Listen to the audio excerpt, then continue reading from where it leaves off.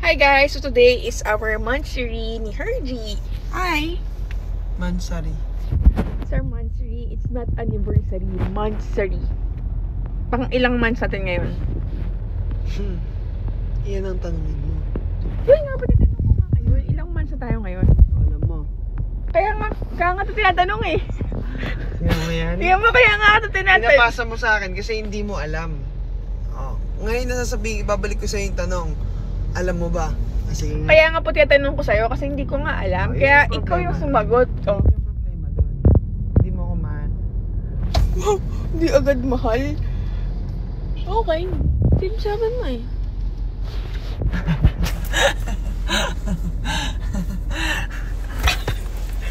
Ayun guys, update lang namin kayo sa IVF namin. Today, since monthsary namin, ngayon na bubuuin yung baby namin.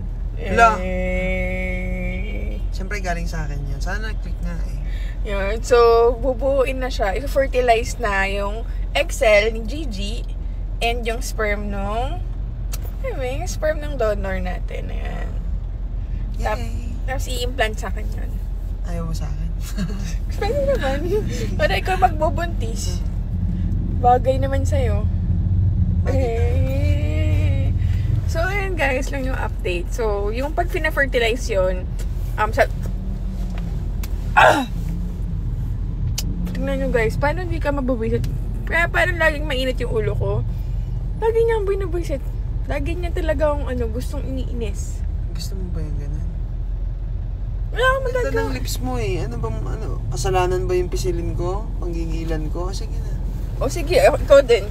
Tignan mo. Oh. Surprise lambing lang yun. Hindi ginagawa yun in public. Ayan guys, update lang. Papunta kami ngayon sa Family Feud na yan. So panoorin nyo kami. Maglalaro kami ni Hergy. Hindi tayo. Apat tayo. Apat kami kasama yung mga sisterette. Andun si Tikbala. Yung kambal niya. Kambal niya si Herbie. And then si Herbie. So maglalaro kami sa Family Feud. Yun lang. Panoorin nyo pula yun guys. Supportahan nyo kami. I think sa... Hindi nila mapapanood. Hindi po sa napapalabas yun eh. Sa next week. Feb 14 ata. So, araw ng mga Muso. muso. Ew.